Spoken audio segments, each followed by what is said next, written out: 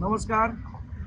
सर्व महाराष्ट्र सैनिकांना माहितीच असेल की आज आपल्या सर्व महाराष्ट्र सैनिकांवर अनेक केसेस आपल्याला वेगवेगळ्या आपल्या अंगावर आहेत.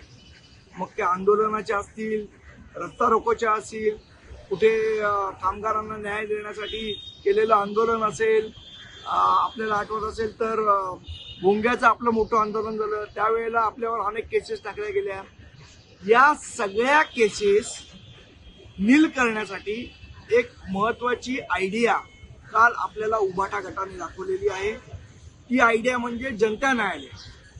जिकडे कोर्टात तुम्हाला वर्षानुवर्ष केसेस लढवावे लागतात, न्याय मिळेल की नाही याची अपेक्षा नसते.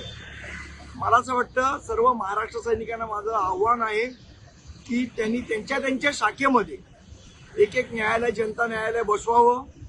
आपल्या जेवढ्या महाराष्ट्र सैनिकांवर जेवढ्या केसेस असतील तेवढ्या केसेस त्या जनता न्यायालयात चालवून आपली निर्दोष सुटका या सगळ्या केसेसमधनं करून घ्यावी. गरज बसली तर आपले लिगल सेलचे जे वकील आहेत त्यांना बोलवावं. म्हणजे आपलेच वकील, आपलंच न्यायालय आणि आपलाच निर्णय.